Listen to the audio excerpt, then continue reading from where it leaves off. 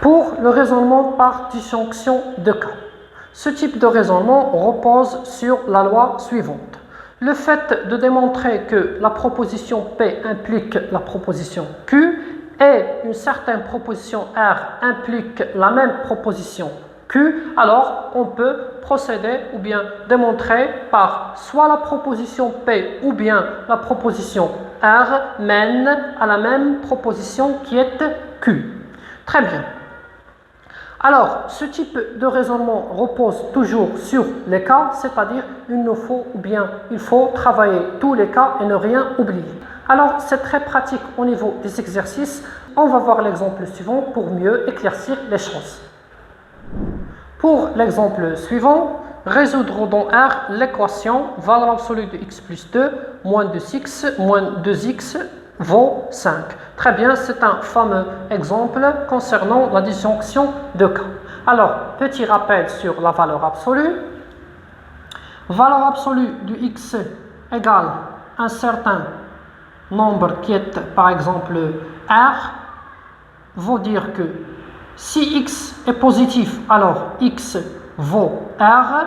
Si x est négatif, alors moins x vaut R. C'est-à-dire x vaut moins R. Très bien, donc qu'est-ce qu'on a fait? Alors, on a distingué deux cas. Le cas que x positif et le cas que x négatif. X positif, x égale à la valeur R. X négatif, c'est-à-dire moins x qui est égal à R. Pourquoi? Parce que x négatif, avec le moins, ça devient positif et on trouve toujours notre nombre R qui est toujours positif. Donc, x égale moins R. Alors, automatiquement, lorsqu'on travaille dans la valeur absolue ou bien au niveau de la valeur absolue, si bien sûr notre réel dans l'ensemble R et on ne sait plus à l'avance est-ce que notre réel est positif ou bien négatif, donc toujours on a les deux cas. Valeur absolue de x égale à R, c'est-à-dire x égale à R ou bien x égale à moins R. Très bien. Alors, revenons à l'exemple. Valeur absolue de x plus 2 moins 2x qui est égal à 5. Alors, premier cas, si x plus 2 est positif. Alors, si cette valeur est positive, c'est-à-dire x supérieur à moins 2. Alors, cette écriture devient x plus 2 moins 2x est égal à 5. On développe x moins 2x, ça vaut moins x, plus 2, ça vaut 5, moins x, ça vaut 5 moins 2 qui est 3. Alors, x, ça vaut moins 3.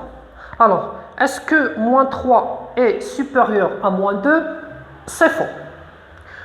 Pour le premier cas, cette équation n'admet pas de solution. Pour le deuxième cas, x plus 2 inférieur ou égal à 0. Je reprends. Le premier cas, x plus 2 positif, c'est-à-dire x supérieur à moins 2. Le deuxième cas, x plus 2 négatif, c'est-à-dire x inférieur ou égal à moins 2. Alors, notre expression ou bien équation devient moins facteur de x plus 2 moins 2x est égal à 5. Pourquoi? Parce que x plus 2 est une valeur négative. Alors, on continue. Moins x moins 2 moins 2x, ça vaut 5. Moins 3x, 5 plus 2. Moins 3x, ça vaut 7. X vaut 7 sur moins 3 ou bien moins 7 sur 3. Alors, moins 7 sur 3 est une valeur inférieure à moins 2. Alors, automatiquement, cette équation admet une seule solution qui est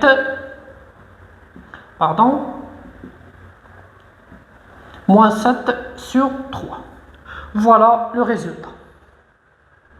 Autre exemple pour le raisonnement par disjonction de cas, on va essayer de démontrer que pour tout n un entier, n au carré plus n est toujours pair.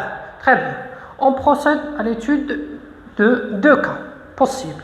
Un entier quelconque peut être pair ou bien impair. Voilà les cas sur lesquels on va travailler. Premier cas, n pair. Pour le deuxième cas, n impair. Voilà, il faut étudier tous les cas et ne rien oublier. Dans notre exemple, on remarque qu'il y a justement deux cas possibles. Alors, pour le premier cas, n impair, c'est-à-dire notre entier s'écrit sous la forme de 2 fois k.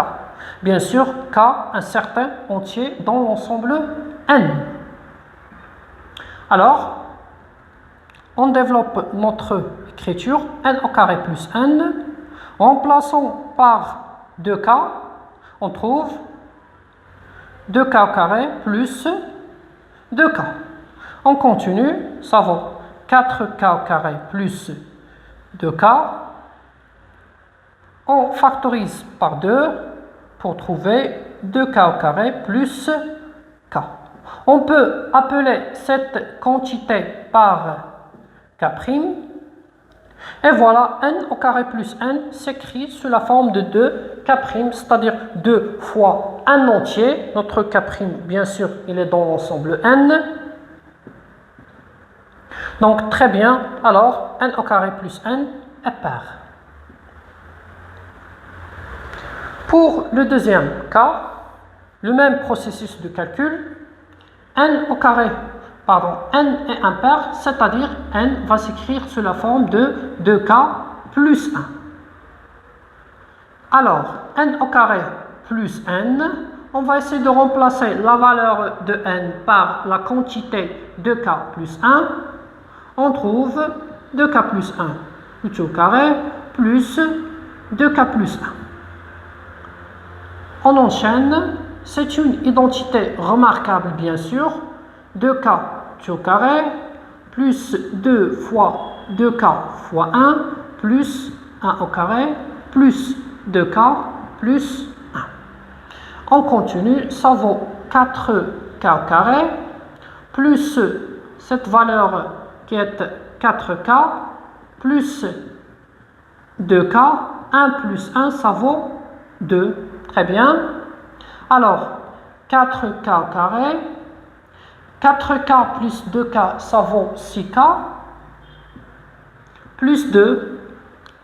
On peut bien sûr factoriser par 2 pour trouver 2 carré plus 3k plus 1.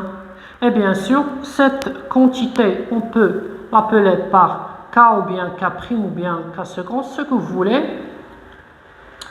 Toujours, ce variable va être différent de notre cas.